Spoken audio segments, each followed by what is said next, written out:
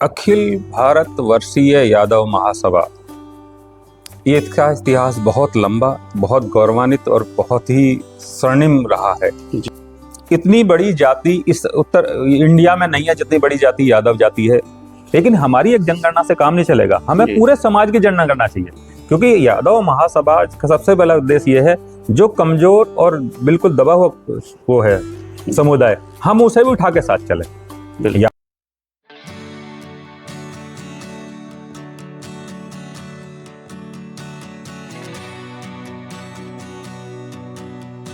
दोस्तों नमस्कार, एक बार फिर से स्वागत है आपका द रियल टॉक शो में। मैं हूं आपके साथ राज यादव। आज हमारे गेस्ट हैं अखिल भारतवर्षीय यादव महासभा के प्रदेश अध्यक्ष advocate supreme court Ashok Yadav ji. Sir, कार्यक्रम में स्वागत है। धन्यवाद। आज सर आप रियल टॉक शो का हिस्सा हैं। आज सबसे पहले हम जानना चाहेंगे कि अशोक यादव जी कौन है।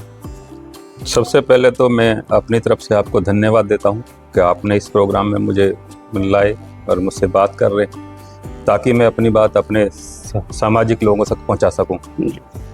मैं अशोक यादव हूं। अखिल भारतवर्षीय यादव महासभा जो 100 वर्ष पुरानी है उसका एक छोटा सा कार्य करता हूं। जब मैं लॉ की पढ़ाई कर रहा था तब से इस महासभा का सदस्य हूं। मैं एक जिला कार्यकारिणी सदस्य से शुरू हुआ और बहुत सारे पदों पर इसमें रहा। जिला महासचिव रहा, प्रदेश के विधि प्रकोष्ठ का अध्यक्ष भी रहा, राष्ट्रीय सचिव रहा, राष्ट्रीय कार्यकारिणी सदस्य रहा, फिर राष्ट्रीय महासचिव भी रहा। आदरणीय उदय प्रताप जी के साथ मैंने सबसे ज़्यादा टाइम करीब 14 साल राष्ट्रीय सचिव के नाते बिताए।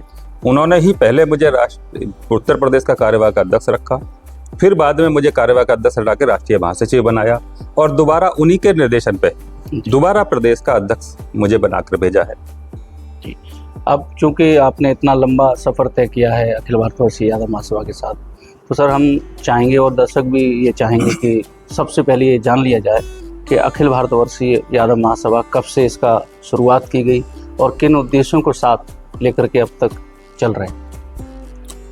अखिल भारतवर्षीय यादव महासभा, ये इसका इतिहास बहुत लंबा, बहुत गौरवान्वित और बहुत ही स्वर्णिम रहा है। जी, जब हमारे पास आज की डेट में बहुत सारी सुविधाएं हैं, गाड़ियां हैं, बहुत कुछ है। पहले बैलगाड़ियां हुआ करती। हमारा समाज बिल्कुल गांव का गरीब तबके का था। बैलगाड़ियों में बैल जोड़ा करते थे पहले, हम लोगों को याद है, हम लोगों ने सुना है अपने बुजुर्गों से।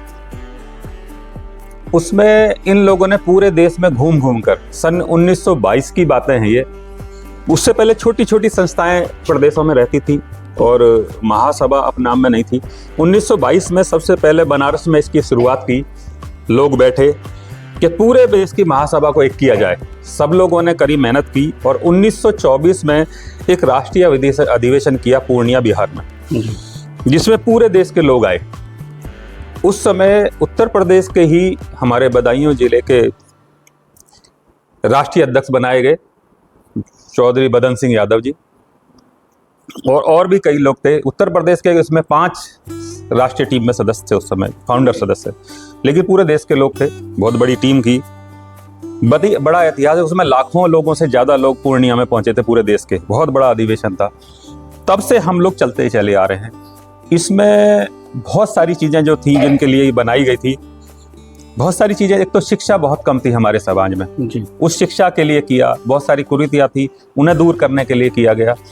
बहुत सारी ऐसी चीजें थी कि हमारा पूरे देश में है यादव समाज। इतनी बड़ी जाति इस उत्तर इंडिया में नहीं है जितनी बड़ी जाति यादव जाति है। हमारे लोग हैं। हमारी महासभा भी कई 23 प्रदेशों में प्रदेश स्तर पर कार्य कर रही है और 530 जिलों से ऊपर हमारी जिला कमेटी काम कर रही है। तो बहुत बड़ा प्रदेश है, बहुत बड़ी कमेटी। सभी लोगों ने मिलकर एक निर्णय लिया, सब लोग इकट्ठे हों और समाज को उद्धार करें, सामाजिक सौहार्द बनाएं। हम दूसरी जातियों के साथ भी मिलकर सौहार्द बना के कोशिश करते हैं। जब भी हमारा राष्ट्रीय सम्मेलन होता है उसमें ओबीसी समाज का भी राष्ट्रीय सम्मेलन हम लोग करते हैं। उसमें ओबीसी के बड़े लीडर्स आते हैं, लोग भी आते हैं, हम लोग सब मिलकर काम करते हैं। अभी हम बात करें वर्तमान में कुछ ऐसे विषय हैं जिनको लेकर के आप जन जागृति कर रहे हैं, क्योंकि हम देख रहे हैं लगातार आप पूरे प्रदेश भर में जगह जगह लोगों से मुलाकात कर रहे हैं, उनसे वार्ता भी करते हैं, बैठकें करते हैं। तो जो चुनिंदा विषय हैं इस समय जिनको लेकर के आप एक जन जागृति कर रहे हैं, उनको और चाहेंगे कि आप लोगों के सामने रखें। क्योंकि जो कुरीतियाँ पहले थी, जो शिक्षा की कमी भी थी, उसमें बहुत ज़्यादा बढ़ोतरी हमारे समाज में अभी नहीं हो पाई है। हम लोग सबसे पहले हम अपने संगठन को मजबूत करने के लिए शुरुआत हमने कर दी है। प्रदेश भर में सदस्यता अभियान सक्रिय सदस्य बनाए जा रहे हैं। अभी तक करीब 2 लाख सदस्य हमारे बन चुके हैं उत्तर प्रदेश में।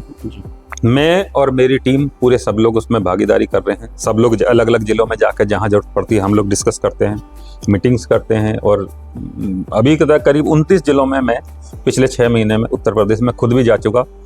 इसके अलावा जगह जगह जहाँ जहाँ भी हमारे संयोजक हैं जो बनाए गए हैं वो सब लोग भागदौड़ कर रहे हैं। इसके लिए सबसे पहले हम संगठन मजबूत करेंगे सदस्य के द्वारा। सदस्यों में से निकाल के हम लोग संगठन बनाएंगे और फिर जो कुरीतियाँ उन्हें दूर करेंगे। हमने शिक्षा पे बहुत ज़्यादा ध्यान दिया है, उसमें कोशिश कर रहे हैं। एक हम हर जिले में एक छात्रावास जो हमारा कार्यालय का काम भी करेगा, महासभा का छात्रावास भी रहेगा बच्चों के लिए, जो गाँव से बच्चे पढ़ने आते हैं। प्रदेश भर में बनाए, प्रदेश भर में हर जिले में कोशिश करनी। तो उनको बैठने की जगह एग्जाम देने आते हैं बच्चे छोटे। ज़्यादातर हमारा जो समाज है वो गाँव में ज़्यादा रहता है।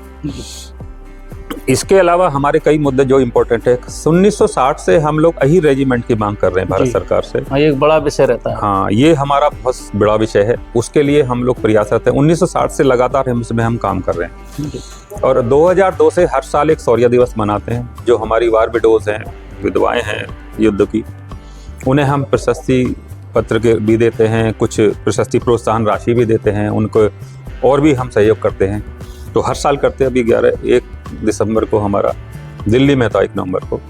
तो ऐसे हर साल हमारा एक शौर्य दिवस होता है। उसका कारण रहा था कि 17 नवंबर को रेजांगला वार जो हुई थी उसमें करीब 114 वीर अहीर शहीद हुए थे। और चाइना के करीब 3000 लोगों से उन्होंने लोहा लिया। चाइना के बताते हैं कि चाइना ने उसमें उनके रिकॉर्ड में है कि इससे तगड़ी लड़ाई चाइना ने 1962 में नहीं लड़ी थी, जहां सबसे ज्यादा नुकसान चाइना का हुआ था। और वहां के बाद फिर आगे नहीं बढ़ पाए थे, जबकि हमारे सारे जवान, सारे यादव अहीर जवान वहां शहीद हो गए थे। उसके बावजूद उनकी हिम्मत नहीं आगे बढ़ने की। तो उस लड़ाई की याद में हम शौर्य दिवस मनाते हैं और उसकी हमने डिमांड रखी है भारत सरकार से। हमें पूरी उम्मीद है भारत सरकार हमारी डिमांड पूरी करेगी। लेकिन ये जिस तरीके से आपने बताया कि इतना लंबे समय से ये मुद्दा उठता रहा, और जो राजनीतिक भूमिका, जहां आप संसद का कम ही संख्या में हिस्सा थे, वहां भी आपने रीच बढ़ा ली। लेकिन उसके बावजूद भी अभी कई बार ये लगता है कि जो राजनीतिक जो लोग हैं वो उतना प्रभावी ढंग से इसको मुद्दे को नहीं उठा पाते हैं। शायद यही वजह नहीं, ऐसा राजनीतिक लोग हमारा काम कर रहे हैं। हमारे कई सांसद हैं, इसमें हमारे प्रोफेसर राम गोपाल जी ने भी उठाया है, माननीय अखिलेश यादव जी ने भी अपने मैनिफेस्टो में भी डाला था पिछले इलेक्शन में। हमारे राष्ट्रीय कार्यकारी अध्यक्ष श्याम सिंह यादव जी ने इसमें मुद्दा उठाया है। हमारे और भी जितने हमारे सांसद रहे सभी लोगों ने मुद्दा उठाया, लेकिन क्योंकि पता नहीं भारत सरकार हमारे लिए क्यों नहीं, हम लोग संघर्ष करेंगे। कई बार के केंद्र सरकार की इच्छा नहीं है, शायद केंद्र सरकार की पता नहीं क्या है। वो कई बार समस्या बताते हैं, हमारी चर्चा भी हुई है कई बार। वो कहते हैं कि भाई हम जातियों की संस्था नहीं बना रहे, लेकिन हमें इससे इम्पोर्टेंट नहीं है, हमें अपना सम्मान चाहिए। रेजिमेंट्स तो इससे पूर्व में भी हैं। हाँ, बहुत सारी हैं, इसलिए कि हम भी हमारी जाति के क्यों नहीं है। अब एक जागृति देखने को मिल रही है कि जगह जगह यादवों के जहाँ जहाँ गाँव हैं वहाँ लोग बोर्ड भी लगा रहे हैं अहीर रेजिमेंट का, उसमें एक मांग भी लिखते हैं वो। तो क्या ये मांग अब प्रबल होती जा रही है? बिल्कुल प्रबल होती जा रही है। अभी हम इसके लिए जो हम लोग रक्त रंजित मिट्टी लाए थे वहाँ से रेजांगला से, उसे हम पूरे देश में घुमा रहे। तो देखिए, ये एक बड़ी बात है कि देश के लिए मर मिट जाने वाले शहीदों की, उनकी मिट्टी को लेकर के आप एक जन जागृति कर रहे हैं, उन लोगों के पास वो पहुंचा रहे हैं जो अभी उस इतिहास से यदि वंचित हैं। तो कहीं ना कहीं यादव महासभा की ये पहल सकारात्मक पहल मानी जा रही है। सर, जो युवा हैं, जो बच्चे हैं, वो इस मांग को लेकर के कई बार रैलियां निकालते हैं, सभाएं करते हैं, तो यादव महासभा उनसे किस तरह से कनेक्ट करती है और क्या मोटिवेशन दे रही है? महासभा बहुत बड़ी संस्था है। एक तरह से महासभा इस मुद्दे को हम सबके साथ मिलकर लीड भी कर रही है, क्योंकि हमारा, जब मैंने बताया ना, 530 जिलों से ऊपर हमारी संस्था है जी। मैं अपनी जाति को छोड़ो, किसी भी और जाति में इतनी बड़ी संस्था नहीं है। तो एक तरह से हम हर जिले में, हर गाँव में, हम सबसे कह रहे हैं कि अपने अपने गाँव में एक ऐसा बोर्ड जरूर लगाओ जी। जो अभी हम आज करके कैसे बोर्ड कुछ गाँव में लगे, लेकिन सारे गाँव में लगे। हमें चाह रहे पूरे देश के हर गाँव में ये बोर्ड हमारा लगना चाहिए जी। देखिए, बोर्ड भी कहीं ना कहीं एक मैसेज देगा इस बात का कि आपकी संख्या क्या है। और एक विषय जो अक्सर उठता है, जनसंख्या जो है उसकी जनगणना करने का, नहीं, हमारा ये इस टाइम जाति जनगणना का आज की डेट में जो हम घूम रहे हैं उसमें एक सब मुद्दा हमारा जातिगत जनगणना भी है। जी। उसमें हमारी टीम पूरी, एक हमने इसके लिए कमेटी अलग बनाई है, जाति जनगणना समन्वय समिति, जी जो हमारी उत्तर प्रदेश में है, बाकी और प्रदेशों में भी काम चल रहा है। तो उसका काम सिर्फ जाति जनगणना पर जोर देना होगा। जी इसके लिए हम कई चीजें प्लानिंग कर रहे हैं। बैठकें तो हो ही रही हैं हर जिले में। हमारी हर बैठक में ये चर्चा का विषय है कि भाई जाति जनगणना कराई जाए और जाति जनगणना पर जोर दिया जाए। उसके लिए जिले वाइज हम लोग अलग अलग बैठक करने शुरू कर दी है। जिलों से भी कहा है कि हर ब्लॉक में जाकर इस तरह की बैठक करें ताकि हर गांव के आदमी तक हमारी बात पहुंचे। मतलब आप ऐसा कर रहे हैं कि वो आंकड़े कम से कम सरकार के पहले आप अपने स्तर पे तो इकट्ठे कर ही लें कि हम कितनी संख्या में हैं। करीब 10 लाख सदस्य जो हमारे बनने वाले हैं, अभी मैंने बताया ना कि हम जी। सक्रिय सदस्य बना रहे हैं, वो हम कोशिश करें हर गांव का सदस्य कम से कम 10-5 हों। यदि 10 सदस्य हमारे गांव के होंगे तो फिर हमें बहुत आसानी होगी। 10 लोगों से सिर्फ हमें हर गांव का डाटा इकट्ठा करना है और वो सारी हमारी जनगणना तो हम अपना आप ही कर लेंगे। लेकिन हमारी एक जनगणना से काम नहीं चलेगा, हमें जी। पूरे समाज की जनगणना करना चाहिए, क्योंकि यादव महासभा का सबसे पहला उद्देश्य ये है जो कमजोर और बिल्कुल दबा हुआ वो है समुदाय, हम उसे भी उठा के साथ चले। यादव क्योंकि बड़ी जनसंख्या है, शिक्षित भी है, आज के डेट में अच्छी पोजीशन में भी है, हम चाहते हैं हम सबको साथ लेके चलें और सबको मिला के आगे बढ़ाएं।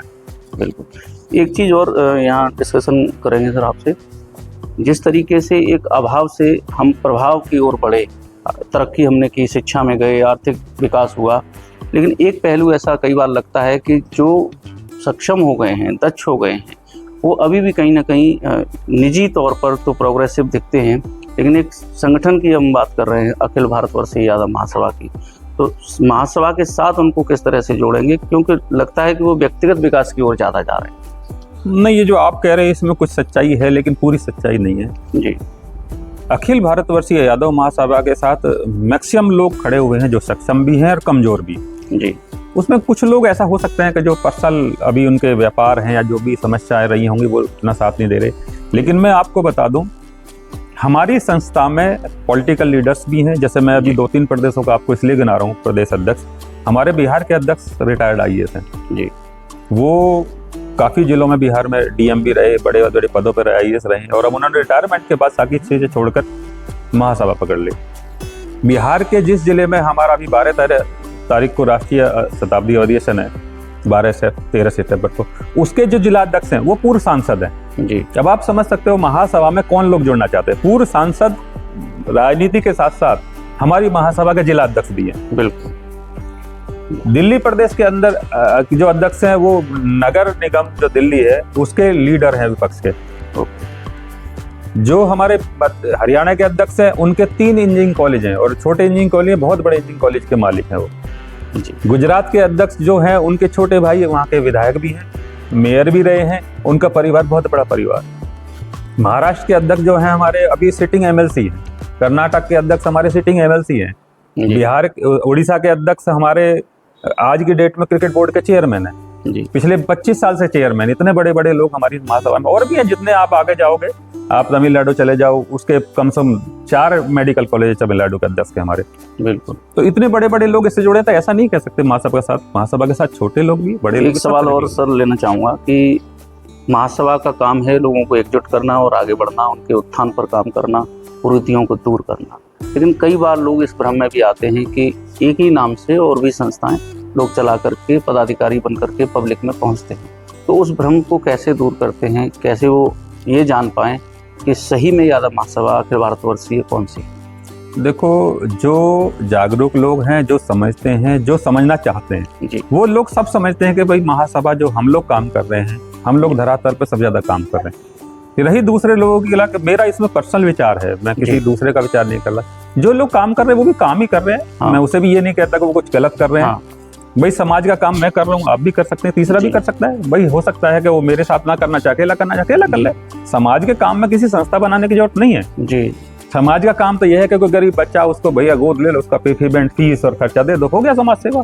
तो इसमें ये कहो कि भाई मेरे नाम से ही करे तो भी जरूरी नहीं है। हमारा उद्देश्य ये है कि हम तो सबको साथ लेकर चलने के लिए तैयार हैं, सबके साथ हम भी चलने के लिए तैयार हैं। लेकिन अगर कोई अलग करना चाहे तो करो सेवा, उसमें क्या समस्या है? ये कोई कंफ्यूजन नहीं है। काम तो ओवरऑल समाज का ही, हाँ, काम समाज का ही हो रहा है, कंफ्यूजन भी नहीं है। कोई बात कर रहा है, रही नाम की बात, कोई नाम इम्पोर्टेंट नहीं होता, काम इम्पोर्टेंट होता है। बिल्कुल। समाज को जहाँ फायदा होगा समाज उसके साथ जुड़ेगा। इस सब के बीच में सर ये जानना चाहूँ कि आपका इतना सारा अनुभव रहा है, लोगों के बीच आप रहे हैं, क्या कोई पुस्तक आपने लिखी या कुछ ऐसा कलेक्शन किया जिसमें आपके विचार लोगों तक और पहुंच सकें? एक पुस्तक मैंने बहुत समय पहले लिखी थी, वो 10-12 साल पहले हो गए। उसमें सफलता की कुंजी के नाम से, जी, उसमें सिर्फ बच्चे जो गांव के बच्चे हैं, जो बच्चे गांव को समझ नहीं है कि भाई कैसे करें क्या करें, मैंने उसमें कोशिश की बच्चों को गांव से निकाल कर शहर की तरफ लाने की। क्योंकि सीधी सीधी बात है, जब तक शहर नहीं आएंगे या शहर बड़े शहरों की तरफ गांव का बच्चा नहीं आएगा वो तरक्की नहीं कर सकता। मैंने उस पुस्तक में सिर्फ इस पे जोड़ दिया कि कैसे आप गांव से निकल के शहर आ सकते हैं और शहर में जाके कैसे काम कर सकते हैं। छोटी सी पुस्तक है लेकिन उसको 1 लाख पुस्तक अब तक बढ़ चुकी हैं पूरे देश में, और आज भी मेरे पास फोन आते हैं, लेकिन कोशिश करूंगा दोबारा उसे प्रिंट करा कर दोबारा सबको भेजूं। बिल्कुल। देखिए, यहाँ मैंने सर की पुस्तक का जिक्र इसलिए भी किया क्योंकि हर कोई सक्सेस होना चाहता है, कोई नहीं चाहता कि वो फेलियर की तरफ जाए। तो वो सक्सेस का मंत्र आखिर आता कहाँ से है, उसी तरह की रियलिटी को हम इस बातचीत में, टॉक शो में भी लाना चाहते हैं। सर के जो सफलता की कुंजी के जो मंत्र हैं वो कहीं ना कहीं व्यक्तिगत अनुभव और उसी के आधार पे जो आपने देखा समझा इस समाज में, उससे ही एकत्रित किया। बिल्कुल, मैंने तो जो देखा, मेरा मन में जो आया मैंने लिखता चला गया। तो हमारी कोशिश ये भी होगी कि अगली बार उस बुक का PDF आप तक पहुंचाएंगे। जितने भी दर्शक इस टॉक शो को देख रहे हैं, क्या कहना चाहेंगे सर हमारे दर्शकों को जो आपको इतनी पूरी बातचीत आपकी सुनी? और सबसे पहले सब दर्शकों को धन्यवाद, आप लोगों ने मुझे इतनी देर सुना। लेकिन मैं तो इतना ही कहना चाहता हूँ, सबसे बड़ी बात देखो, शिक्षा कुरीति दूर करना और अपने समाज का उद्धार करना ये है, लेकिन संगठन के बिना हम कुछ भी नहीं कर सकते। देखो, सब लोग साथ मिलकर कुछ भी काम करना चाहें, हर काम पॉसिबल है इस देश में, क्योंकि हम लोग प्रजातंत्र में हैं। इवन हमारी वोट की ताकत बहुत है, हम वोट से ये भी दिखा सकते हैं कि हम ये काम कर सकते हैं। लेकिन उसके लिए बहुत आवश्यक है, हर व्यक्ति को अपनी वोट जरूर बनवानी चाहिए और जरूर डालनी चाहिए, क्योंकि वोट नहीं डालेंगे तो फिर आपका रिजल्ट कुछ नहीं आएगा। कुछ नहीं पता कौन आदमी राजनीति में आ जाए। हमारी संस्था बिल्कुल अराजनीतिक है, इस राजनीति से कोई मतलब नहीं है, ना हम किसी पर्टिकुलर पार्टी के लिए विरोध में ना फेवर में। लेकिन इतना जरूर चाहेंगे जो हमारे समाज का भला कर सकता हो, जो हमारे समाज के लिए सबसे ज्यादा भला कर सकता हो, हमें उसके साथ खड़ा होना चाहिए। और उसके लिए हमें अपनी तैयारी खुद करनी पड़ेगी। हमें कोई और आके हमारी वोट बनवाए, बल्कि हमें खुद अपनी वोट बनानी चाहिए और खुद अपनी वोट डालनी चाहिए। किसको डालनी है, इससे महासभा कहीं भी किसी को निर्देश नहीं दे सकती, लेकिन इतना जरूर कहेगी जो आपका भला करे उसके साथ खड़े हो जाओ। बहुत बहुत धन्यवाद, आप बहुत बहुत धन्यवाद टॉक शो में मुझे लाए, इसके लिए मैं बहुत तहे दिल से आप लोगों का धन्यवाद। आपका बहुत धन्यवाद सर। एक रिक्वेस्ट और कि हमारे दर्शकों से आप मैसेज ये करें कि द रियल टॉक शो को लोग सब्सक्राइब करें और लाइक। ये मेरा बिल्कुल ऐसा निवेदन है कि जो मेरे लिए भी आवश्यक है, हमारे समाज के लिए भी आवश्यक है। जब रियल टॉक चलाने वाले इतना बढ़िया काम कर रहे हैं, उनको अगर देखेंगे, लाइक करेंगे, सब्सक्राइब करेंगे, तो नेचुरल उनके जितनी अच्छी चीज़ें आप लोगों के बीच में आएंगी, हमारे बीच में आएंगी, हमें भी सीखने को मिलेगा, आप लोगों को सीखने मिलेगा। तो इसे सब्सक्राइब जरूर करें, लाइक जरूर करें। ये मेरी तरफ से पर्सनल निवेदन है आप सबका, उत्तर प्रदेश के लोगों से भी, क्योंकि मैं राष्ट्रीय महासचिव भी हूँ, उसके नाते भी पूरे देश के लोगों से निवेदन है कि इसे जरूर लाइक करें और सब्सक्राइब करें। बहुत बहुत धन्यवाद। बहुत शुक्रिया सर हमसे बातचीत के लिए।